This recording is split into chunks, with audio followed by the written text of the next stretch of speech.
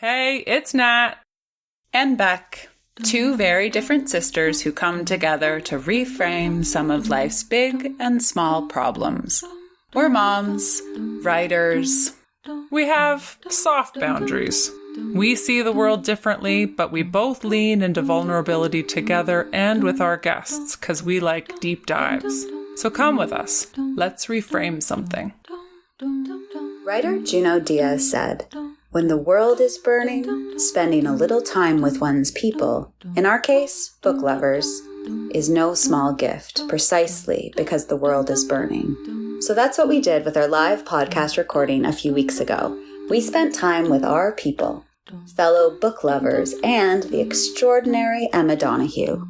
Irish-Canadian Emma Donoghue is the author of 16 novels and numerous plays. She's a regular on the New York Times bestseller list, and her acclaimed novel Room, long listed for the Booker Prize, was adapted by her into a screenplay and went on to receive 4 Oscar nominations. She's done it all, and we couldn't wait to ask her everything. Her latest work is The Paris Express, which we couldn't put down. So here we go. Our first live recording, Reframing Risk and Reinvention with Emma Donoghue.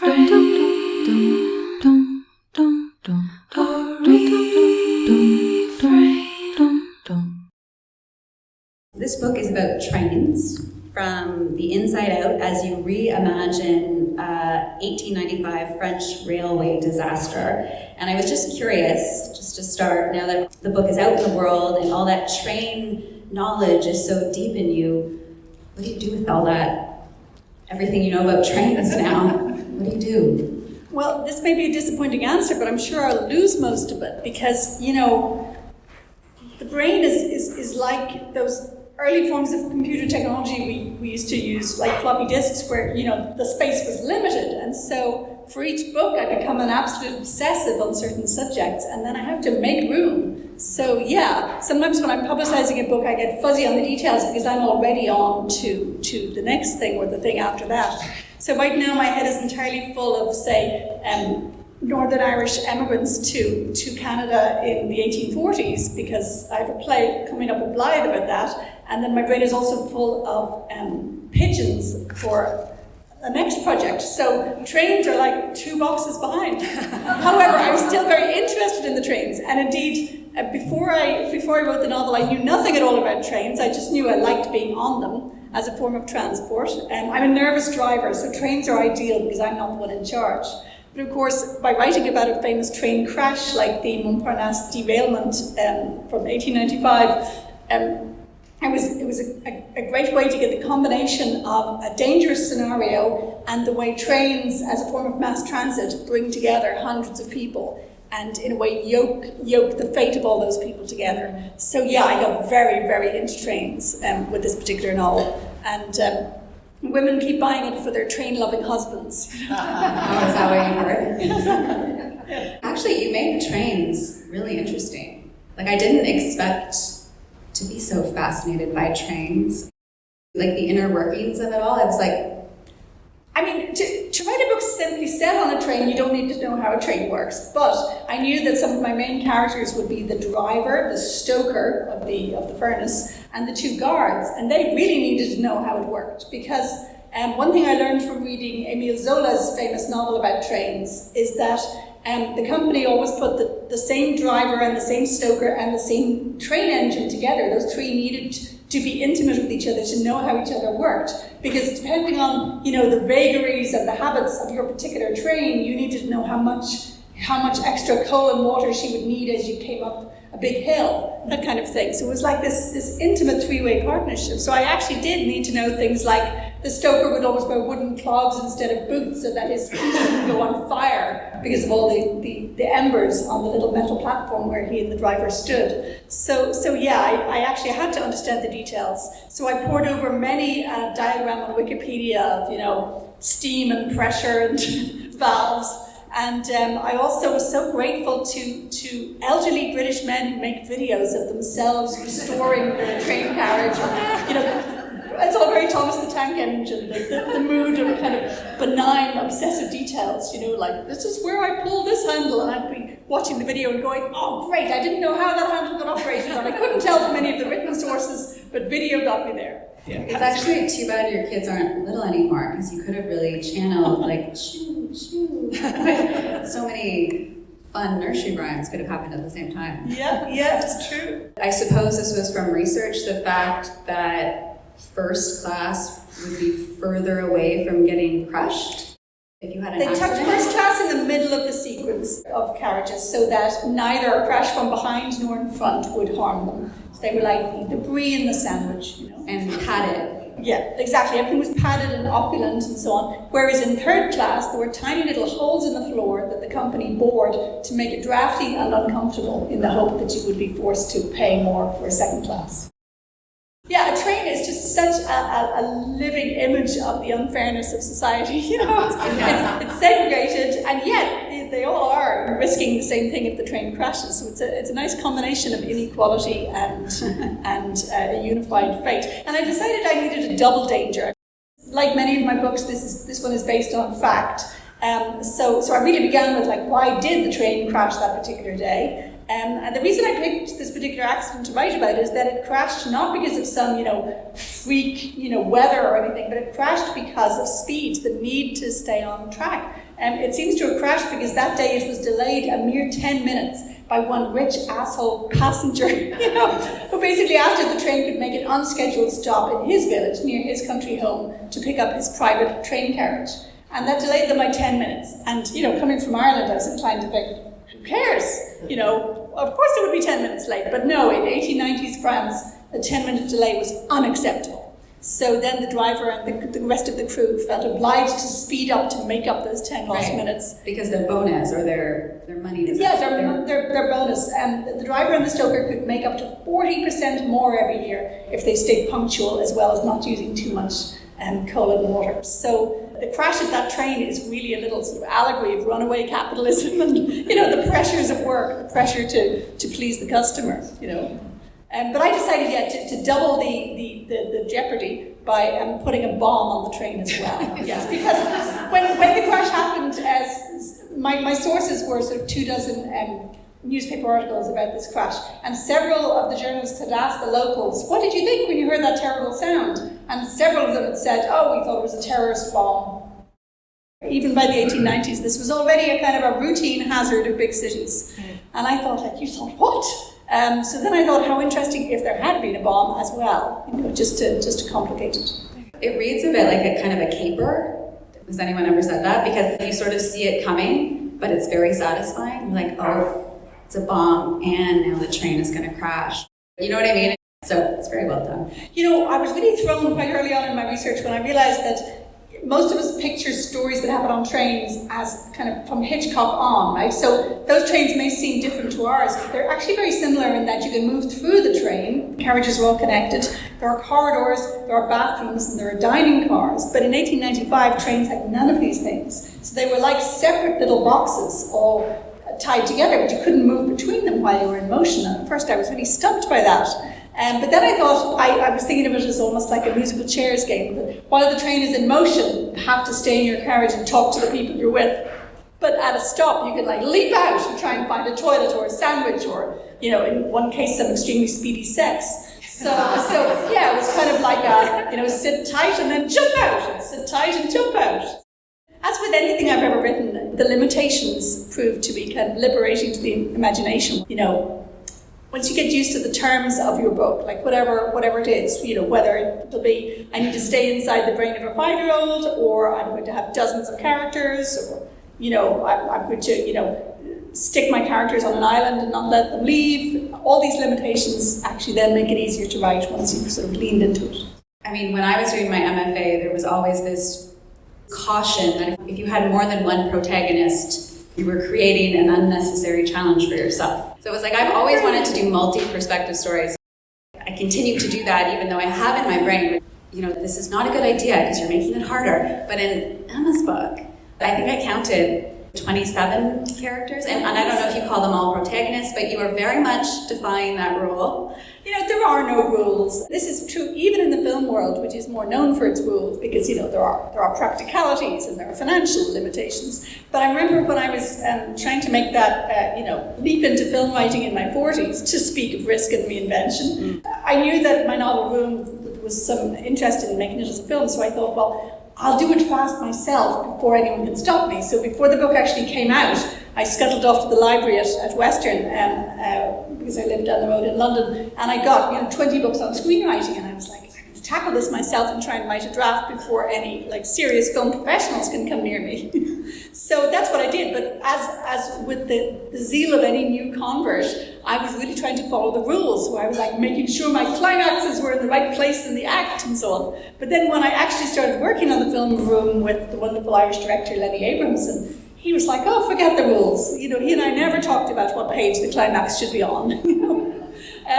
Because he's a true filmmaker, and so to him it was all about just finding the right moment rather than obeying the conventions. And in particular, anytime we disagreed, he'd say, let's go back to the book. So the idea that the novelist who's adapting her work for screen is always trying to make it like the book, and the director is always saying, no, let's set it in Namibia. That's just not true. I think on both sides of that writer-director line, what you care about is getting the story just right. Was one of the books Save the Cat? I'm sure it was. That rings a bell. It's a classic book, Save the Cat, that has you, I think, writing the climax on page 90 or something that's very specific. That's funny. No, that's great. It's interesting because Rebecca's coming to you from the angle of writer. I'm coming to you here as a researcher. I just think that part of what made this specific book, but so many of your books, so attractive to me was the detail that you put into that work as a researcher. I've got a number of my researching colleagues here who are sort of yes, because this is what we do. That's where we spend our time. You've said, first of all, that historical fiction always asks questions about today. I wanted you, if you don't mind, to elaborate on that, because I think from a research perspective, there's something really interesting.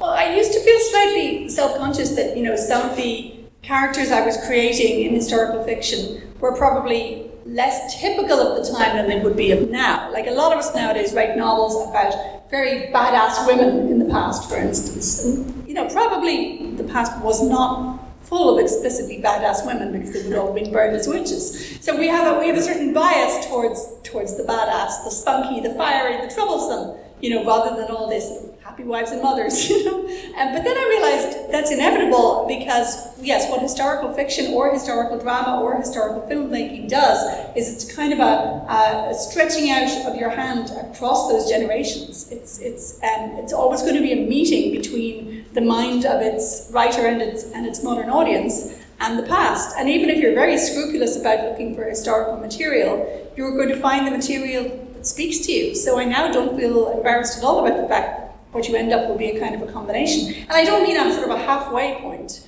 For instance, if I'm writing a dialogue in a novel set 500 years ago, it's not that I go for a form of speech which is 200 years ago. It's more that I try and go for a form of speech which could have been used back then, all the words that have used then, but I try and choose the words that work for today too, rather than, having the reader trip up over those things which have changed. In Jane Austen novels, they're always saying things like, he made love to me on the couch, and you're always a jerk, and then you realize, oh, she just means he courted me verbally on the couch, So with historical fiction, you try and choose a word which still means the same thing then as now.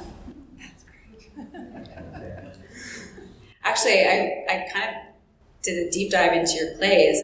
There was a bunch of plays set in the past. They were gripping me in a way that I felt I was reading something of today. Do not be too timid and squeamish about your actions. All life is an experiment. That's Ralph Waldo Emerson. So, does this quotation resonate? We were thinking because you're in the midst of preparation for your newest play, which is a musical of traditional Irish songs. Is that right? Actually, interestingly, one of my friends is the dialect coach, I think. Oh, Yes. I'm so glad to hear, because the first 2 days their Northern Irish accents were a bit dodgy, but they kept saying to me, we've got a really good dialect coach coming. Okay, yes, she is really good. We teach together, yeah, she's really Fantastic. good. Yeah, we went to theatre school together too.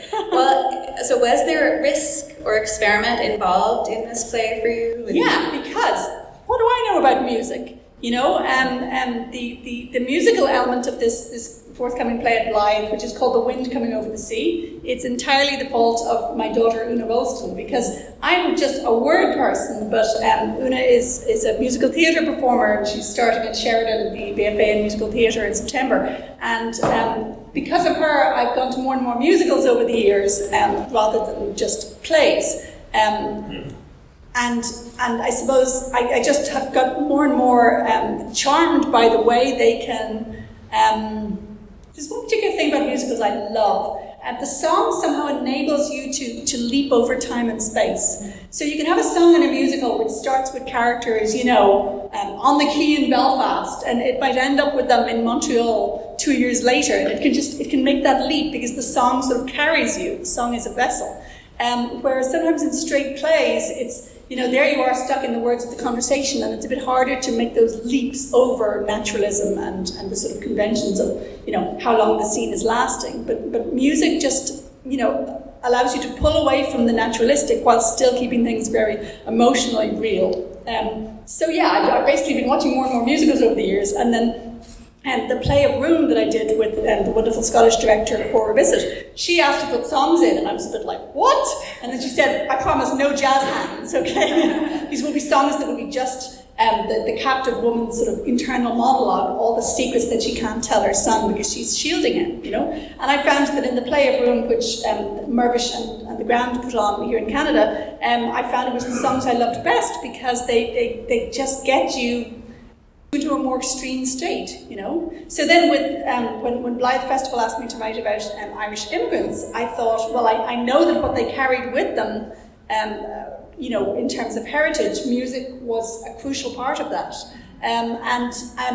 So I decided that the play should have songs in it. But to decide that, and even to come up with a list of the songs that I thought would suit the story, that's not the same as really weaving the songs in. So yes, Una gave me a lot of advice about things like you're not giving the actor enough to do there, or that's too little transition time for the next. I have several of them playing many characters, for instance, and she'd point out that there was not enough time for somebody to even change his wig from one character to the next.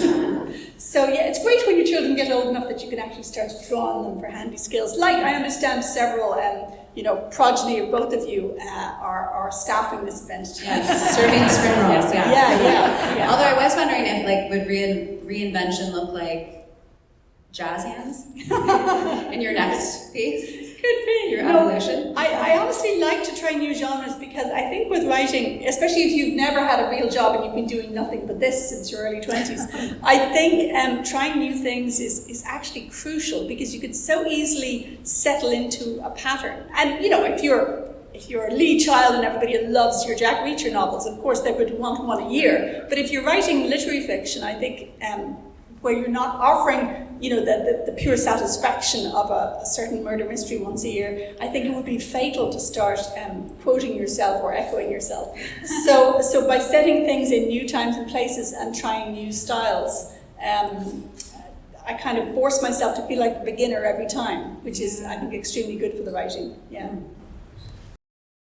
We were just in Canada. 2 of the 4 films we saw Had songs. musicals. Yeah. Wow. Yeah. So that was kind of interesting to see. Wow. Well, the short story that the Davies have fixed on to and are adapting so well, Writer, it's about a writer in residence at a university, and I should say it's one of the more autobiographical things I have ever written. Because when I first came to Canada, I took on a writer in residence job just to sort of get to know my new place, and I found it quite a shock to the system, really.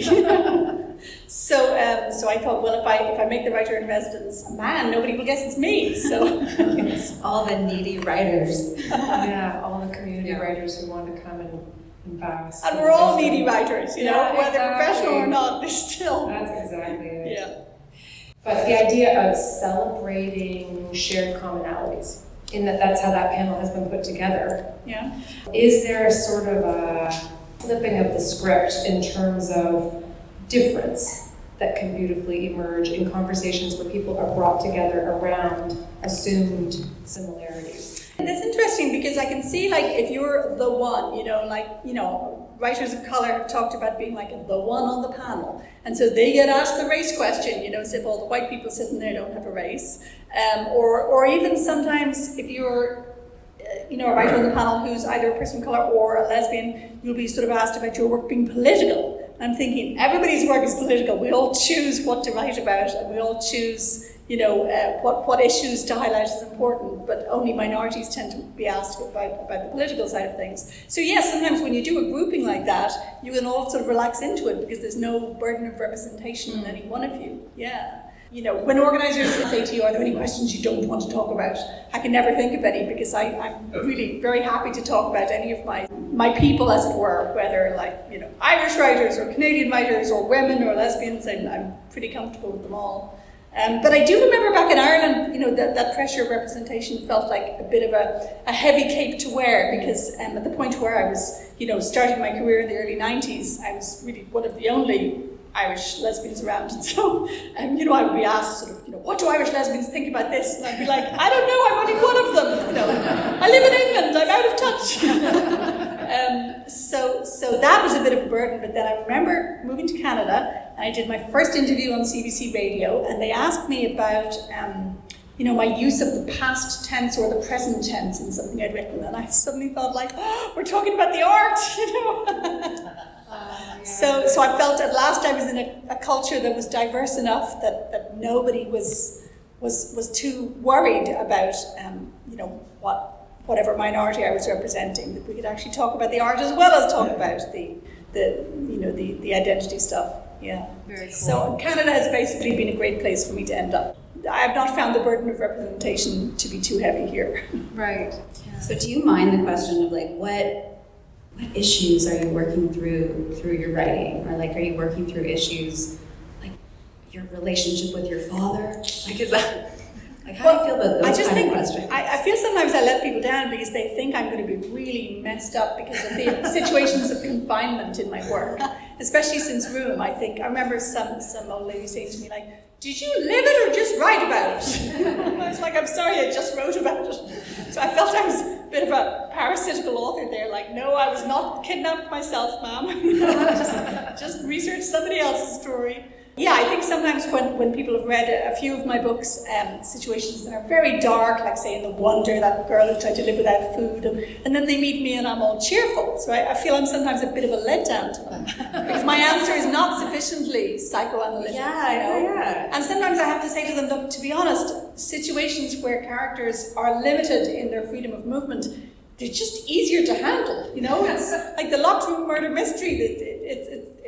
It's a bit easier to work out who was where at 8 o'clock if you can gather them all in the parlor. So it's really not that I'm trying to, be cruel to my characters.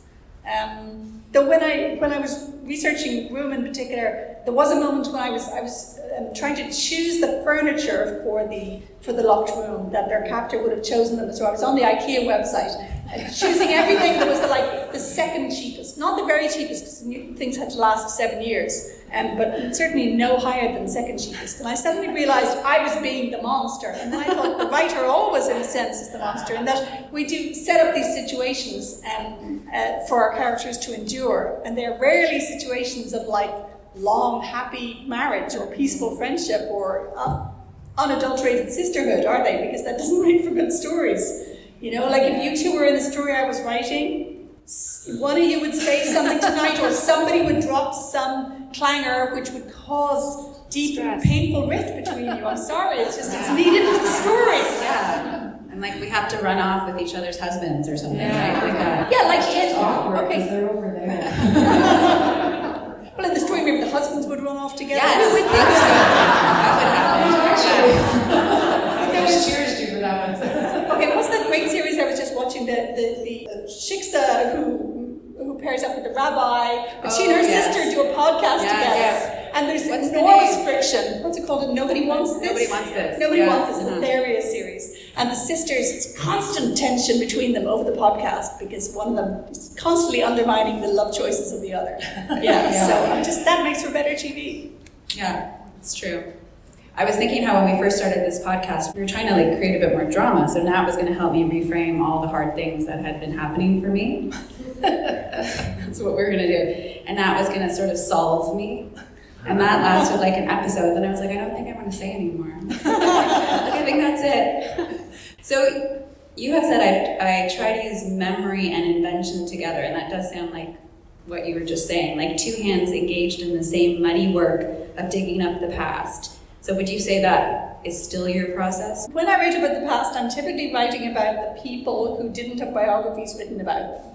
You know, they're often the underdogs or the socially marginal, the poor, people who only leave a trace on the record when they are, you know, jailed or end up in the poorhouse or get into trouble with the law in some way. So often I'm trying to evoke lives from really very paltry records. And this is completely opposite from the kind of challenge that was posed to, say, Hilary Mantel writing about Henry VIII. And there she must have been wading through multiple biographies of court figures every year, whereas I'm often dealing with people who only exist through a small handful of facts. But those facts can be so evocative, out of all proportion to the number of them. So, for instance, the driver of the train in the Paris Express, I know his name, and I know the fact that his father and his son both had exactly the same first and last name, and all three of them were train drivers, and they're buried all together in the same grave in Montparnasse Cemetery. And, you know, that's just a small little cluster of facts, but it's so evocative of a family for whom train driver was the job. It was like being, you know, married to the mob. This was just what you did. And so the commitment of a man like that to his job and to maintaining the highest standards and getting the train to Paris on time, you know, there'd be no second option for him, no other job. This was just what you did, what you were. So I love the putting on of my historian's hat and doing as much research as I can. And nowadays, with the wonders of the online resources available to you, you know, the databases, the newspaper archives, there's so much more you can find without ever leaving home even. But then there comes a time when the facts run out, especially when you're writing about the sort of nobodies of the past. And then I have to sort of swap hats to my writer's hat and make things up, but make them up in a mindset that has been informed and enriched by everything I have read. Yeah, so I love that. I love both equally. I love chasing the facts, and then I like that moment of like, okay, can't find anything more about her, so now I just make it up. But like, would it be boring to you to write? Like, I find there's an interesting crime that happened at a ski chalet in Ontario in the last 2 or 3 years. I was like, well, that would make a cool story. Like, would that be boring? Because there wouldn't be enough. No, it could be a very interesting story, but I agree that, you know, in terms of evoking the atmosphere of a modern ski chalet, I don't know, right now it doesn't sound that interesting to me, but it could be that if I went into enough detail and really learned what it's like in ski resorts. I find, for instance, if you talk to people at a party, if you ask someone enough questions, anything becomes interesting. Yes. You know, but you have to go in deep. You can't be just like, seen anything good on Netflix recently. You have to be like, what kind of eczema? How bad is it? Show me. So I often act like an investigative journalist at parties, and I sometimes think people have thought me quite rude, but most people are grateful to be asked questions. Yes. Even if afterwards they were like, that was an unhealthy level of interest you showed. But yet they go, I feel so seen. That's just like what it is. Oh, that's funny.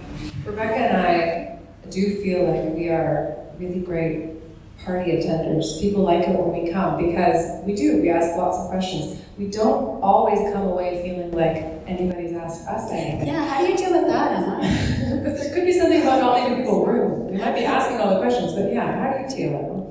But, you know, then I get interviewed over the course of my work. Okay, so, okay, yeah. I feel at a party, I don't need that ego kick of somebody asking me questions. Yeah, you can just take it all. And in fact, people are sometimes slightly in awe. Like if you've been interviewed on the radio recently or something, they're a bit in awe, and so they don't ask you anything. So then, you know, your role at the party is to ask them instead. Yeah, you do all the work. It's true. Okay, well, we're going to ask a little bit of work of you right now because in that we're heading to Dublin at the beginning of July. And we haven't been. I was 15 the last time we went. Rebecca was like a baby. She was 13. Is there something that we should know that you would say that... Some hot tips, really. Yeah, that we could just sort of like drop in a bar. Some sort of turn of phrase. I mean, I'm being a bit flippant, but not really. Like, is there something that sort of, as people returning to a sense of home now, that you could send us in equipped? I think all of us immigrants or second-gen immigrants tend to have a slightly fossilized sense of what it's like. So what strikes me every time I'm home is how much Ireland has changed, you know. Right now I'm reading a lot of Irish fiction, and I'm reading one YA novel by a Bangladeshi Irish writer, and in it the main character's parents, you know, are from Bangladesh, and they're freaking out.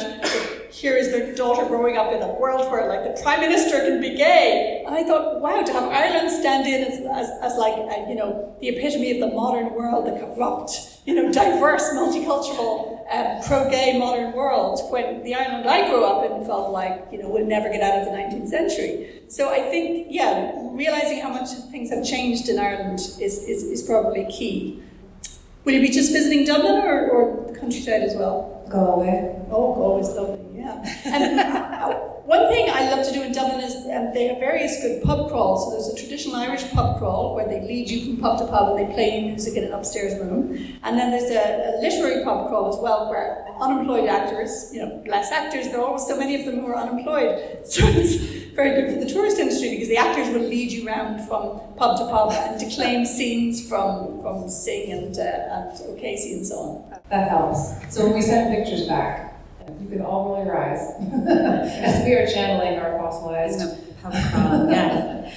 Are there any writers in the room? There are definitely some writers in the room. Yes. Some of my favorite questions are always to hear about writers' process, which, do you always get one about process? Oh, I'm happy to talk process. I think what we all dread are really generic questions like, where do you get your ideas? Nitty-gritties are always a pleasure to share. So this one's a little bit generic. In our writer's workshop that I just taught, we needed to talk about outlining versus, do you go with the flow or do you outline? No, I'm a big outliner. I think the people who can go with the flow are those who have been blessed with an innate sense of crafting a storyline. They can do it all in the back of their minds while they are unaware of what's happening consciously. I can't do that. No, if I just went with the flow, the result would be a sort of eddying brook that would, you know, seep across a floodplain. And to get any momentum, I absolutely need to plan. Because when I outline, and by which I mean I will literally list what's going to happen in each chapter, and then I'll try and break it down and say what's going to happen in each scene and what revelations are being in each scene, like what does the reader think is happening at each point. And in the case of the Paris Express, of course, because it's a train journey and it's in a number of train carriages, and as we know there are no corridors between them, so I'd have to work out like who's sitting where when things are said or when things are mentioned. If I didn't do this, it would be such a mess, because when I do the outlining, I can then spot, you know, awful sort of repetitions, like, you know, that conversation in chapter 3 is really fairly identical to the one in chapter 5, or, you know, wouldn't it be better if he didn't know that till then? So the outline gives me that kind of bird's eye perspective, which allows me to do things like just cut out a whole chapter, for instance, if it seems like it'll be too much a repetition of the one before. And you would outline start to end. Yeah, but luckily, unlike being, say, an architect, you're not wedded to your plans. You haven't promised anything, and so you can change things.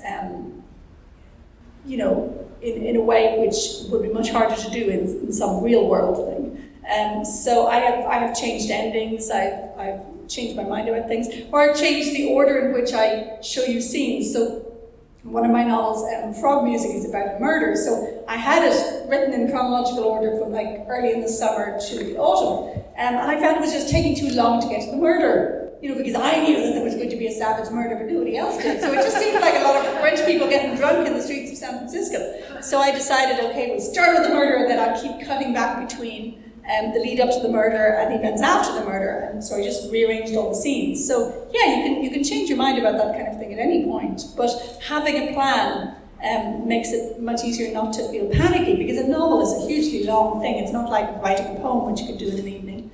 And also, I find it helps you snatch the little bits of time you can find if you have a detailed plan, because I suppose, parents all get very good at using their time, but in particular, if I've got a detailed plan, I can say to myself, okay, I've got an hour, you know what, I don't know what to do with chapter 4, but there's that one little scene in chapter 5 I know I need, so I'll work on that now. Whereas I feel without a plan, I'd have to be like, I need there to be 3 weeks of uninterrupted time so I can get in the zone. Yeah. The question, which I always find so interesting, is how do you decide whose voice to tell it in? And how did you decide for room? I was reading another writer interview, and she was like, choosing whose perspective, that's kind of the magical moment. And I don't know how you view it, because in Room, obviously, it's told from the perspective of the child. No, that is the key decision to make about any novel, I would say, is choosing not just who will be the point of view character or characters. Paris Express has dozens of them, but it's also choosing from what kind of vantage point they'll tell it. So, for instance, I used to love the murder novels of Barbara Vine, which was the more literary pen name used by Ruth Rendell for some of her books. And she often told things in a kind of painful retrospect. She'd start with something like, the summer I was 16, I didn't know I was going to kill my mother. And, you have this sense like, oh, she's 40 now and she's looking back on when she was 16. But it's quite different if you're, right there in the moment telling it. So yeah, working out, how much time has passed, and also how much of the story to show. That's another thing. Yeah. Instead of having to trawl right through somebody's life, can you come to it late and get out early? Using another rule they often talk about in film is coming to the scene late and getting out early. With the Paris Express, for instance, I decided it would be much tighter if I made the novel the same kind of length in time as the train journey. So I thought, well, I'll start it when they're boarding in the morning, and anything I need to know about their pasts can be mentioned, but I'm not going to actually trawl back and give scenes set in the past. And I'll end it, a couple of minutes after the crash, at the point where the famous iconic photograph on which the novel is based was taken. That makes it a narrower frame than one of these big, long, baggy historical novels. So I thought that should help with the kind of the tension. So yeah, who tells it and when and for how long? Yeah. Just on the subject of Room, I invited some of my book club to this event, and one of the women said, sorry, I'm too traumatized by Room, I can't come. Fair enough. So I wanted to say, what do you say to her? I know. It's a very upsetting story, but what's lovely about writing a novel that sells very well, it's not just the royalty checks, it's the fact that it connects with people in so many different ways, and it makes you feel almost like, I just came up with the basic story, but everybody then finds in the novel what they need. So I've had people write to me and say, I'm 11 and I just read your book and it feels like my childhood. Or, people write to me and say, I'm a grandfather, and when I look at my grandson, I feel so much of what the mother in Room felt. So people connect with it so differently. I've had letters from China and Iran saying, thank you for your book, which is obviously a political allegory of life under tyrannical rule. Which nobody in the West ever sees it as an allegory. So it's just fascinating how many different ways people can read a book, and it makes you feel just so grateful if you happen to hit on an idea that connects with so many people, But yes, I totally understand your book clubber. But do you see, like, her saying, I'm traumatized, does that also make you go, yes, well, if you felt that deeply, then you connected? Would you say that? No, it's a win either way. Okay. Yes. In a rather sheepish way, it is a win. If people will come up and say, I cried so much, I'm like, yes! Because, we want to make you feel. It's all about getting into the heads of strangers. It's such a thrilling job, writer, because of that ability to get inside the mind of somebody you've never even met, And in the more social forms, like if you're sitting in a cinema when your film comes on, or if you're at a play, you get to see it happening. But even with fiction, it's kind of thrilling how it happens at a long distance, But it may also be the film of Room that traumatized her, because everything is even more moving and upsetting when it's on film, I find. And Brie Larson's performance, there are 2 moments in particular where I cry every time I see it. And it was lovely making that film as an Irish-Canadian film, with the best of the indie industry on both sides of the Atlantic, and using amazing actors like Tom McCannis and so on. And we were so lucky we found Jake Tremblay to play the kid, because, the film script absolutely depended on finding this preternaturally talented young child. I think 7 or 8 when we cast him, and we used to joke that if his adult teeth came in, we'd have to take him out of the Luckily his teeth stayed. And you said that too. It would have been worth it to him. He's a very motivated actor. As you can see by the fact that he's thriving now. I still believe that Jake Tremblay is still clearly thriving now, because there's a bad history with child actors, being cokeheads or, exploited like Judy Garland and so on. So I'm glad we treat them more gently nowadays. I'm really struck by you saying that you've received those letters. I don't think I ever sent a letter, but I definitely sent emails to some various writers who have impacted me, and getting responses back quite quickly, because folks just want to be told that their words mean something. So for all of us, a quick little takeaway today would be send your person a note, because there is something to it, that it does mean something. But on the flip side of that, I think we would be remiss if we didn't ask for something about the other side of feeling, which is AI. And just, do you have an opinion on it in terms of your own sort of, reality as an artist, as a maker, writer of words? I'm deeply, deeply disturbed and troubled by AI. Like most authors, I've looked myself up in that list of all the books they used as a data set, and there were 75 different titles of mine. I haven't written 75 books, so that means like multiple editions and translations of all my books have gone in there. It gives me some comfort that Jack's sloppy 5-year-old grammar in room may have slightly muddied the waters. No, I'm really shaken by it. And my partner's a prof, and I know that AI is causing such a crisis in the universities, because they just, it may well be that these students will go out there and in their jobs they will use AI for various useful purposes, but at university it makes it impossible to assess whether they're learning, and especially since COVID, there was a big move towards take-home exams and so on, and doing things, asynchronous classes and so on. So all these kind of technologies which allow things to be more accessible, but they make it all the easier to cheat if you're using AI. So to combat AI, they may have to move back to things like sort of face-to-face, in-person oral assessment, which is much harder to do in the case of large classes and so on. So it's causing an absolute crisis in education. It's freaking out a lot of authors. The film industry, one of the issues of the Hollywood writers' strike was, do not make us write with AIs, or do not have an AI cobble together a script and then have a writer, without copyright protection, have to approve it. Yes, I'm very nervous about it. Wearing my educator hat, I have feelings about it. Wearing my artist hat, I have feelings about it. But I'm glad we're talking about it, because I feel like that's the danger. Because if we don't talk about it, then there's no way to have our voices be a part of the conversation going forward. Because then things just start happening to us, right? So, thank you. Dum dum dum dum dum dum dum dum dum dum dum dum dum dum dum. Sometimes people ask us if we make money doing this podcast. The answer is, we don't. In fact, every hour we spend on Reframeables is time not spent at a paying gig. And the steps to making a podcast are actually many. Finding the guests, booking the guests, reading the books, planning the questions, editing the interview, uploading it into the podcast world, making the artwork. So, if you value this podcast, please consider supporting it with a financial contribution. Memberships start at $6 a month on Patreon and include a monthly extra where we record our 5 things in a week.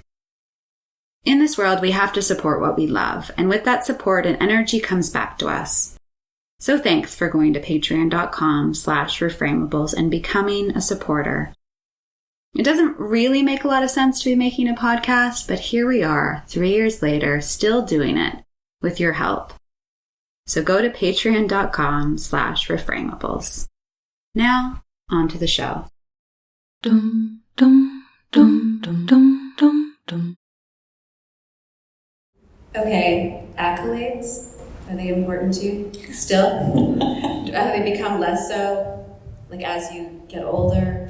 Do you care less? Are you still driven? It sort of depends who the accolades are coming from.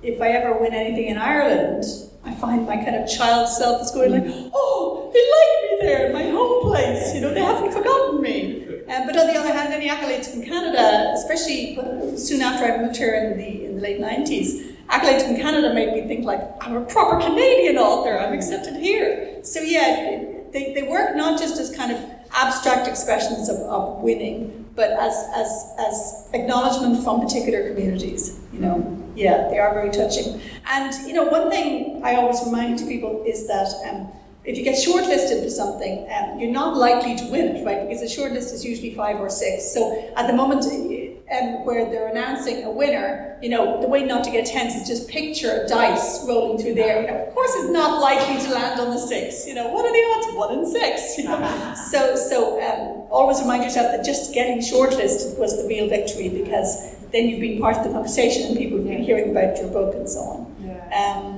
But no, they are undeniably, you know, useful just for drawing your story to the attention of audiences or readers who might like it. But yeah, I certainly don't sweat it. And what would you say to your 26-year-old self, or it could be 24? I mean, I'm always interested to hear what wisdom. I would be interested in any wisdom from anyone in this room, actually, what you would say to your younger self, but particularly from you, Emma, what would you say? Yeah, I'd probably say, you know, don't worry about moving to Canada. It's not going to do your career any harm, and you will never regret having moved there. Because you were fearful. I was just a little fearful, because I was living in England doing my PhD from like 20 to 28. And I was, you know, writing quite a bit for BBC Radio. And so at the point where I moved to London, Ontario, I did feel a bit like, okay, I'm moving to the London nobody's ever heard of. Will this damage my career? Not that I'd ever really been a sort of go to literary cocktail parties kind of person, but still I was nervous. And I remember my agent saying to me, oh, because of this new email thing, Emma, nobody minds where in the world you are. And that has proved to be absolutely true. And then with AI, we won't even need you at all. What is something that is bringing you creative joy right now? Something that's bringing me creative joy. I think probably it's been the rehearsing of this show at Blythe, because the actors are all playing instruments as well. It's a cast of just 6 actor musicians, and the kind of naturalness with which they'll say, I can pull out my accordion, or, you know, I'll try with my cello. You know, it's just giving a kind of fluidity to the creation of this theatre piece. Instead of each person just playing their own role, it's more like we're all making the magic together, you know? And so it probably would be that. I've often found that writing novels gives me maximum feeling of, you know, control of creation of this world, but it's a lonely business. And making films I've absolutely loved, but sometimes the writer can feel like, you know, the least necessary element in the whole process. But theatre is at that sweet spot of being collaborative and communal, but also not quite so. It's not as expensive to make a film, and so the writer gets to feel a bit more central to it, I suppose. So yeah, I would say a rehearsal room for a play is probably where I'm getting most of my joy from. Sometimes we end our podcast with a speed round. Want to try? But our questions tend to be a little bit not very speedy, but we'll try. And then maybe if there's any questions from the audience. Sure. If there are any, feel free. Okay, so this is our speed round. If I just say it fast. It feels fast. Okay, that's true. What's the last new skill you learned? During COVID, see, this dates it already. Clearly, I haven't learned any skills since COVID, but I did finally learn to make proper Irish soda bread because I couldn't access it in any other way. Okay, and just to say, Emma did make us some. We had lunch with Emma. She made delicious soup with the soda bread. And we were just, anyways, that was a win. Yes. You won us. You did good, yeah. Bread. I think when you're making art with people, it helps to break bread with them first. Yes. Well, it certainly did it for us. Okay, you are one of 8, yes? The youngest. Okay. Yeah. There you go. So how would one of your siblings describe you? You can pick whoever you want. Or maybe 3. 3 of them. It's a speed round. Okay, sorry. I want to hear from all 8. One of them would definitely say the annoying show-off one, because she would see my career as intrinsically about showing off. As you know, my brother Dave, the ex-diplomat, he'd be very diplomatic about it and say, oh, my sister Emma, the distinguished writer. And let's see, my eldest sister would probably say, Emma, who never bothers to do the washing up. I'm always sitting there chatting, and well, magically other people are clearing away the dishes. What do you need to be creative? I think I probably need to have had enough sleep. You know, I remember my feelings of my plans to write as a new mother were quite unrealistic. I thought I could write books while the children were cooing, you know? And they didn't do much cooing. And I certainly found in the early days where you weren't getting enough sleep, it was hard to even get through the day, let alone write anything. So yes, I'd start with sleep. I like that. What's a common myth or something that people just generally misunderstand about your profession? I think the line "write what you know" has been misunderstood to mean that you should only write about what you know. And maybe if you've lived a life full of interesting jobs, you could stick to that. But you know, I've pretty much done nothing but write, so I would run out of material very quickly if I only wrote what I knew. So yeah, I would encourage people to write anything that they can imagine. Okay, and lastly, what's your next big risk? A novel set in the near future. Oh. Yeah. Okay, so So wish me luck with that one. Well, I tried that tonight when I asked you about a panel that you haven't yet done. I'm going to email them and say, that was false advertising. But anyway, I'm so confused. Well, I think that just about does it, Anne. is there anyone out there with a question? Yes. So kind of double-barreled, Emma, thanks for being here first of all.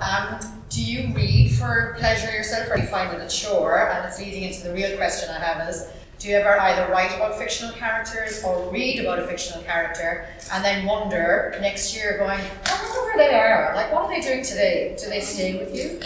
Yeah, I read all the time. And before kids, I used to keep notes on what I read. I know I read about 2.5 books a week.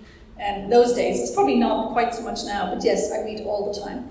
And I even find reading very helpful in those new slots of life, like when you're inexplicably awake in the middle of the night. You know, I'm trying, instead of calling it, you know, menopausal insomnia, I try and say to myself, reading time. You know? So yeah, I read all the time. Right now, I'm reading loads and loads of Irish fiction in particular, and God, it's thriving. It absolutely is. So I do find fictional characters linger in my mind, and I wonder how they would be reacting to situations, or I'm reminded of them like friends I once knew, you know. I mean, that ability of a novel to invent a reality that the reader and the writer combine in pretending is true, it's amazing. I've even had fans sometimes come up and say something about, like, you know, I don't think she would have done that. And there I am arguing back, and we're all talking about a figment of the imagination, but it's a joint figment, you know? Yeah. So yeah, I love that. After writing All the Stars, going back to kind of context, after writing All the Stars, did you find like COVID like extra super weird? Because like you've done, as you said, you've written context, which is like pretty grim context, like early 20th century influenza pandemic. So then you wrote, and then it happened straight away. Most of found out like were really weirded out. Like, I would be weirded out. It was a year we were all weirded out.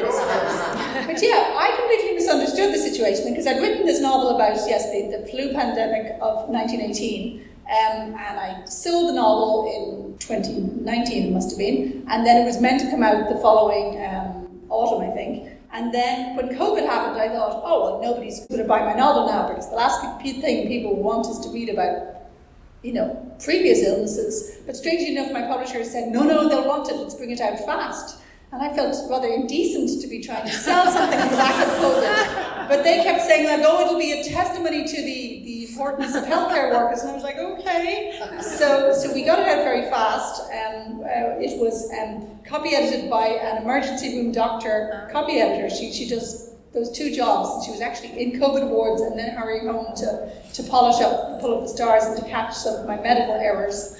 I also got a midwife who was quarantined at the time to check through it for sort of midwifery stuff. So it all felt very urgent and fast. And then when it was published, it did get a huge readership. I think because, to answer your bigger question, I think history can really help us make sense of what we're living through. And it is oddly comforting to think that people have been through awful pandemics before and the world's turned upside down. And situations of not knowing what the protocols are, at the point where people were, antiseptic spraying their groceries or, buying special little copper handles to press lift buttons with, we didn't know. And similarly in 1918, there was so much they didn't know. So I ultimately did find Was it like an inspiration for I'm going to write about the pandemic? I think the 100-year centenary of the 1918 pandemic, a few books came out about it, and The Economist magazine did a sort of roundup essay about these books. And I was on a train from London, Ontario to Toronto, and I'd accidentally left my computer at home charging. So there I was with no computer and no book on a train, and all I had was a copy of The Economist. I was like, oh God, I'm bored, I'm a bit, I can't just spend time looking out the window, I have to read or write. So I read The Economist cover to cover, and there was this article about the flu, and by the time I got to my Toronto hotel, I was making notes on my phone. I was like, this is my next novel. I think I'm very lucky as a writer that I get these very strong instincts when I smell a story. The first time I saw the Paris Express, I thought, wow, look at that. A train coming out the back end of a railway station. And I wondered, was that in any way inspired by Harcourt Street Railway Station, 14th of February 1900? Now, that was a freight train that went through the railway. Yeah, there was an Irish Harcourt Street crash, very similar, sort of bursting through. Derailment not by coming off the side, but by bursting through. Right. And in the case of the Irish one, I think the driver lost his arm. Yeah. Yeah, but no, I hadn't heard of the Irish one at the point where I came across the French one. What was your inspiration for the Paris Express? The Paris Express was because we were going to France for the year, and my partner is a professor of French, so we were going to spend her sabbatical there, and I found us somewhere to live, which happened to be in Montparnasse. It's not an area of Paris I knew, and so I just Googled Montparnasse history, and suddenly multiple copies of this photograph of this surreal train dangling out a window. And it was just one of those moments where you know your next book, Right, thank you. This has just been such a lovely time of thinking together and working through some really great questions. And Emma, you're so funny. I'm so grateful that you're so funny. Did we reframe something? Yeah, did we reframe anything for you? Because you've certainly reframed some thoughts for us on risk and reinvention. You know what? It was an interesting reinvention to come and do this work with my sister. And I'm really glad you've not written a story about us, because I'm happy that we still want to hang out. But this is pretty amazing. You can write something twisted. I encourage it. Thank you everyone so much for being here tonight with us. We're grateful that there's just such a community of thinkers and readers who want to spend time together, and thank you again to Emma. Thank you for those in the room who helped to make this event come together, to Beatrice, to William, to Gamalta, just the whole crew that were a part of bringing this Reframeables Canada Ireland Foundation combo together. And we still have, I think, 15-20 minutes for you to go back there and get your Great Lakes stout. Or a little bit of wine.